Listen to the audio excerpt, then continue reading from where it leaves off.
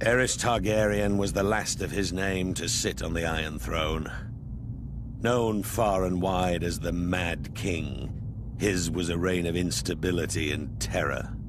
The Seven Kingdoms are well rid of him and his kind. Oh, he may have appeared to be a capable ruler at first, but that was due in no small part to his counselors, led by the hand of the king, Tywin Lannister. There may have been years of peace and prosperity during Aerys' reign, but it was Tywin who was really running the country, as Aerys spiraled further and further into insanity.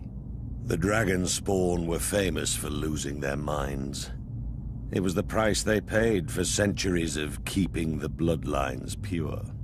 And Aerys more than happily continued the noble, sister-fucking tradition of his forefathers.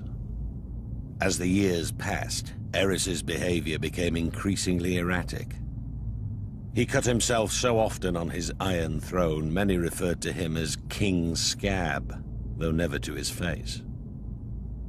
It was rumored he had developed an obsession with wildfire, and was known to inflict horrific punishments on those he considered enemies, including burning them alive.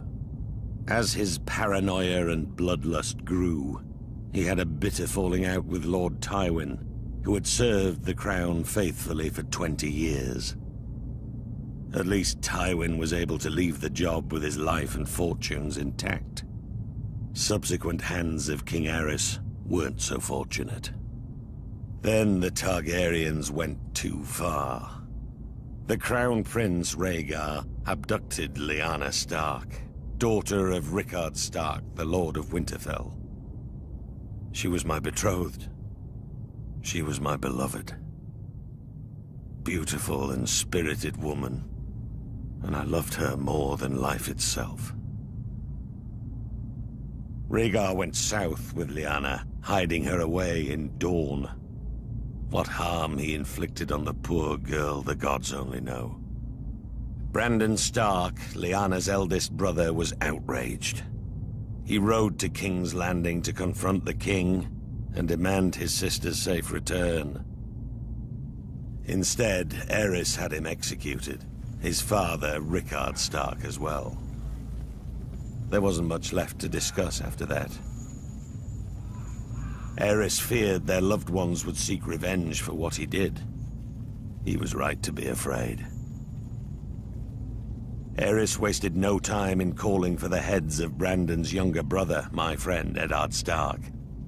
And my head too, of course. I'm sorry he didn't come looking for it himself. Alongside Jon Arryn of the Vale, the man who fostered Ned and I as children, Baratheons, Starks, and Tullys all called their banners. Once our rebellion began, the Mad King's days were numbered.